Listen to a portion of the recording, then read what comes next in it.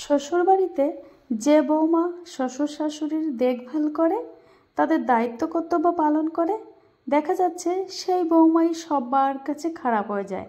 ওই শ্বশুর শাশুড়ির কাছে তো সব থেকে বেশি খারাপ হয়। কেন হয় গো?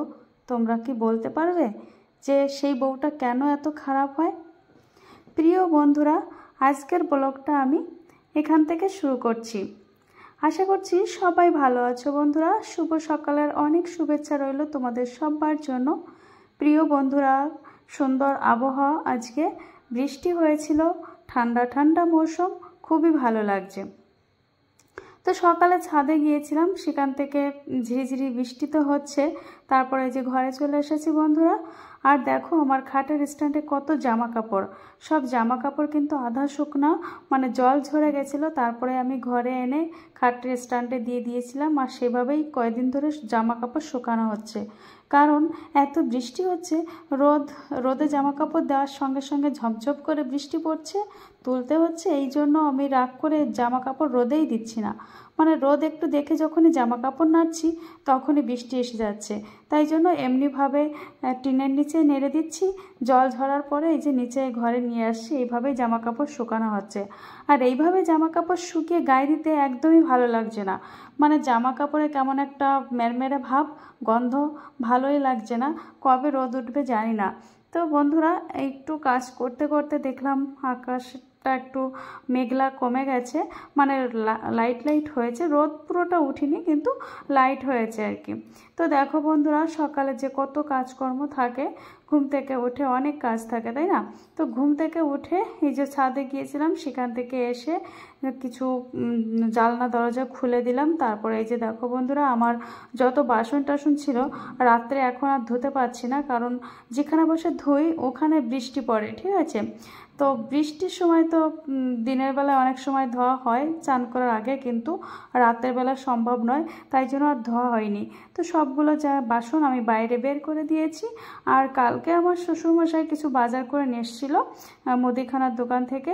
এই যে মানে চাল, গোবিন্দভোগ চাল, ডাল, তারপরে 2-3 রকমের ডাল, লঙ্কা, অনেক কিছুই, যেগুলো বেশ কিছুদিন ঘরে সংরক্ষিত করে খাওয়া যাবে। তো সেইগুলো আমি এই যে এখন সকালের দিকে রেখে দিচ্ছি, মানে সকালের দিকে যতটা কাজ করা যায় দ্রুত, বাদবাকি সময় হয় না। তো ঘুম থেকে উঠেই আমার একটার পর একটা কাজের রুটিন থাকে, মানে কোনটার পর কোনটা থাকবো সেটা কিন্তু আগের থেকে আমার ভাবনা থাকে, আর সেইভাবে আমি করতে থাকি। এইভাবে করি জন্য কিন্তু আমার কাজটা তাড়াতাড়ি কমপ্লিট হয়। তো শ্বশুর শাশুড়ি, ছেলে, আমরা সবাই আছি। তোমাদের দাদাভাই তো বাড়িতে থাকে না, তিনি একজন ফৌজি, তো বাইরেতেই থাকতে হয়। আমি আমার শ্বশুর শাশুড়ি এবং ছেলেকে নিয়েই বাড়িতে থাকি। তো সবাই মিলে আমরা হাতে হাতে কাজ করে সময়টা কাটে, এবং আমাদের বাড়ির যেসব কাজকর্ম এগিয়ে যায় এইভাবে আর কি। তো আমি তো মানে বৌমা, তাই আমার একটু কাজের ভাগটা বেশি করতে হয়, সেহেতু দায়িত্বটাও বেশি, ঠিক আছে? তো শ্বশুর শাশুড়ি কি বলবো, তাদের কর্তব্য পালনও করছি, কিন্তু মনের মতো তো হয়তো তাদের আমি করতে পারি না, যার জন্য আমার ভালো কোনো সময় বলে না। যাই হোক, তাতে কোনো দুঃখ নেই। দেখো বন্ধুরা, তোমাদের সঙ্গে গল্প করতে করতে আমার ঘরটাও প্রায় ঝাড় দেওয়া হয়ে গেছে। তো বৃষ্টি যেহেতু প্রতিদিন হচ্ছে, এই সিঁড়িগুলো না এত নোংরা হচ্ছে, তো ভাবছি আজকে ভালো করে পরিষ্কার করে দেব, কিন্তু ঝাড় দিচ্ছে, তার ঝাড়ুর সঙ্গে যাচ্ছেও না। তো আমি এখন না ওই মানে নারকোল পাতার যে ঝাড়ুগুলো হয় সেটা ইউজ করছি না।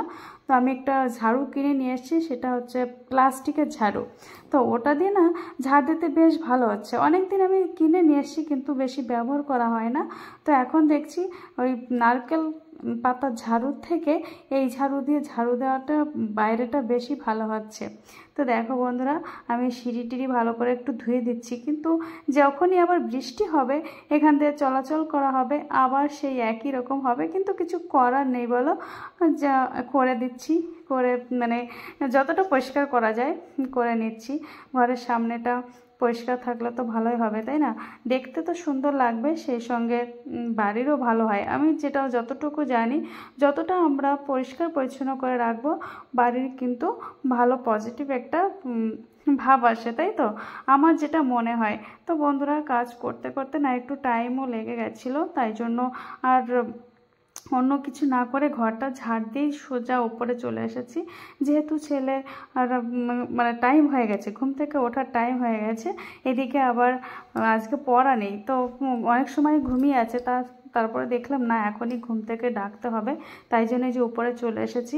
ওর জ্বরটাও ছেড়ে দিয়েছে, কিন্তু একটু দুর্বল আছে, তো বিছানা ছেড়ে তো উঠতেই চাইছে না, কিন্তু না উঠলে তো হবে না, পড়াশোনা তো করতে হবে। একটু শারীরিক প্রবলেম হলে না পড়ার প্রতি একটা ইফেক্ট পড়ে, কি বলবো, মানে অনেকটা পিছিয়ে যেতে হয়। পড়া হচ্ছে প্রতিদিন সকালে বিকালে দুপুরে সবসময় পড়া থাকছে, আর সেখানে যদি একটা দিন মিস হয় কিন্তু অনেকটা পড়া মিস হয়ে যায়, তো তখন না একদমই ভালো লাগে না।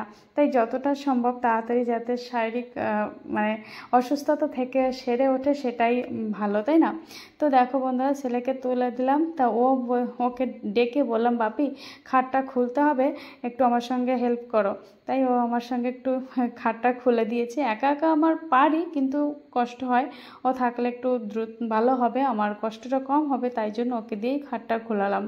তো কিছু জিনিসপত্র ছিল যেগুলো বাইরে ছিল, ওগুলোই খাটের মধ্যে ঢোকানো হবে। বন্ধুরা, আমার এই খাটটা প্রচুর উঁচু, তোমরা তো দেখো আমার প্রায় মানে অনেকটা উঁচু। আমাকে এই খাটে এমনি আমি উঠতে পারি না, একটা ছোট চৌকি মতো আছে, সেই চৌকিতে পা দিয়েই হবে খাটে উঠতে হয়। কেন বলো তো? তোমাদের দাদা ভাই এই খাটটা কেন উঁচু বানিয়েছে, মানে মিস্ত্রি নিয়ে বাড়িতে বসে খাটটা বানানো হয়েছে, কেননা খাটের যে বক্সটা অনেকটা বড় করবে, নিজের মতন করে করেছে, তাই জন্য এতটা উঁচু হয়েছে। কিন্তু তিনি তো লম্বা আর আমি তো শর্ট, তাই আমাকে উঠতে ভীষণই অসুবিধা হয়।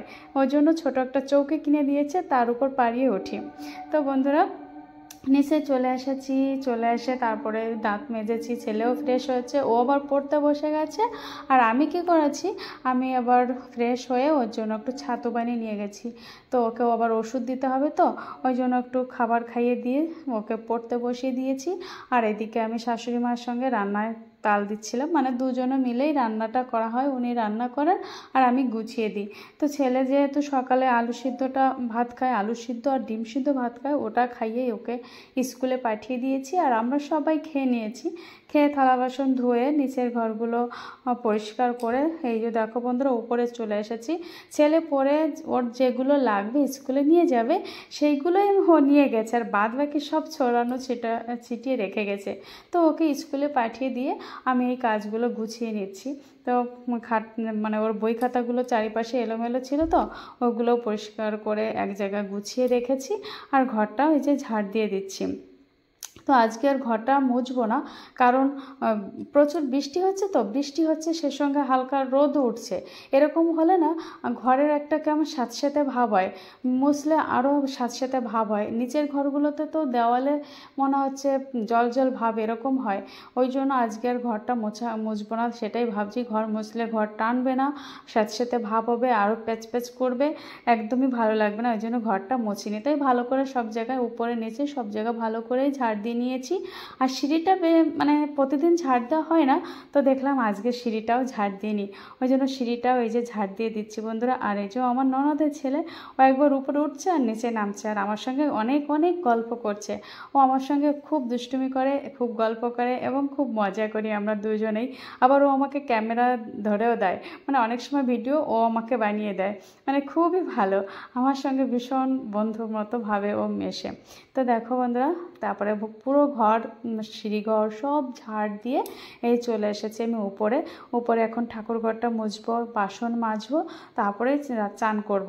এদিকে জামা কাপড় তো অনেক ধুয়েও নিয়ে আসি, চান করা হয়ে গেছে, চান করার সময় অনেক জামা কাপড় ধুয়েছি, সবগুলো নেড়ে দিয়েছি। আকাশে মানে হালকা রোদ থাকলেও মেঘ থাকলেও আমি নেড়ে দিয়েছি, যে জলটা ঝরলে অনেক সময় নিচেও নেওয়া যাবে বা টিনের নিচে নাড়া হবে।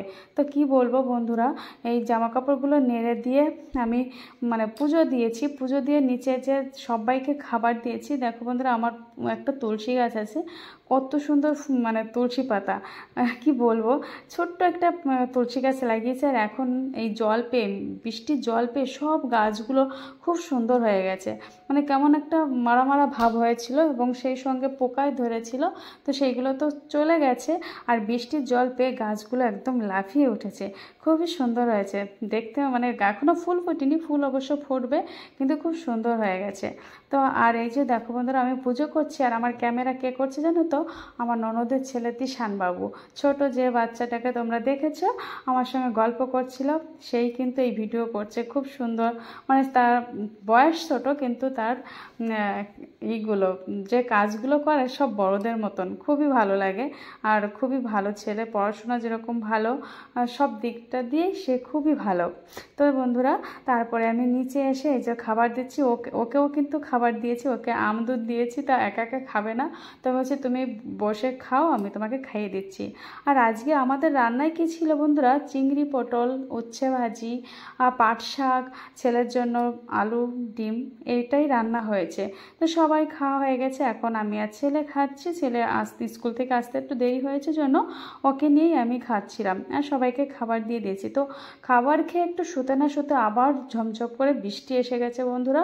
তারপরে সব জামা কাপড় এই যে টিনের নিচে নেড়ে দিয়েছি, মানে শুতেও পারিনি, দৌড়োদৌড়ি করে। তারপরে একবারে টিনের নিচে নেড়ে দিলাম যে থাক আজকে সারাদিন, তারপরে দেখা যাবে।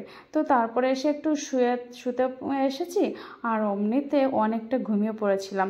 তো উঠে তাড়াহুড়ো করে যে সন্ধ্যাটা লাগিয়ে দিয়ে এসেছি, তারপর নিচে এসে খাটের স্ট্যান্ডে যে জামা কাপড়গুলো ছিল ওগুলোই ভাঁজ করছি। আর আজকে যেগুলো নেড়েছি ওগুলো একদমই শুকায়নি। আর আমার শাশুড়ি মার না পায়ে খুব ব্যথা হয়েছে আজকে, হঠাৎ করে কি জানি হয়েছে জানি না। তো তাই আমাকে বলছিল যে বৌমা কী হলো, আমার পায়ে আজকে না খুবই ব্যথা করছে, আমি পা মানে বাড়িয়ে বাড়িয়ে আমি হাঁটতেই পারছি না। তারপর ওনাকে একটু আমি স্প্রে দিয়ে দিলাম, বললাম দেখো আজকে কি হয়, তারপরে নয় কালকে ডাক্তার দেখাতে যেতে হবে, এটাই বলে তারপরে আমি এই যে দেখো বন্ধুরা, সারাদিন ধরে তো থালা বাসন ধুয়ে একটা জায়গায় গাদি মারি রেখে দিই। তারপরে এই যে সন্ধ্যার সময় হলে না সব কিছু আবার মানে গুছিয়ে রাখি, এটাই করি। তা না হলে মানে এক জায়গায় থাকলে আবার ধোবো আবার রাখবো, এতে কিন্তু খুবই অসুবিধা হয়। তারপর দেখো বন্ধুরা, এই যে আমি ঘরটা ঝাড় দিচ্ছি, আর এদিকে আমার সন্ধ্যাটা দিতে হবে এরপরে। আর মানে বিকালে যেসব কাজ থাকে সেই কাজগুলো করছি, আর আমার শাশুড়ি মার সাথে গল্প করছি। উনি আমাকে অনেক কথা বলছে আর সেই কথা আমি শুনছি, তার উত্তরও আমি দিচ্ছি। তো ঘরটার ঝাড় দিয়ে তারপরে ছাদে এসেছি। আর এই যে দেখো বন্ধুরা, আমার সন্ধ্যা দেওয়া হয়ে গেছে, সন্ধ্যা দিয়ে দিয়েছি। আর ছেলে পড়তে গেছে, ও আবার বাড়িতে আসবে, তো ও বাড়ি এসে আবার বিরিয়ানি নিয়ে এসছে, রাত্রে বিরিয়ানি খাওয়ার জন্য। তো বন্ধুরা, এত সময় ধরে তো আমার ভিডিওটি দেখলে তোমাদের কেমন লাগছে বন্ধুরা অবশ্যই কমেন্টে জানিয়ে দিও। আর সবাই ভালো থেকো প্রিয় বন্ধুরা। রাত্রেবেলা অবশ্য রুটি তরকারি করা হয়েছে, ছেলে শুধু বিরিয়ানি করেছে, বিরিয়ানি কিনে নিয়ে এসছে, ও বিরিয়ানিটা খাবে। আর বাদবাকি আমরা ভাত আছে, সবজি আছে, সেই সঙ্গে আমি রুটিও করেছি, তরকারি করেছি, সেগুলো খাবো। তো চলো বন্ধুরা, আজকের মতো ভিডিওটি এখানেই শেষ করছি। আবার দেখা হচ্ছে নেক্সট ব্লগে, ততক্ষণ ভালো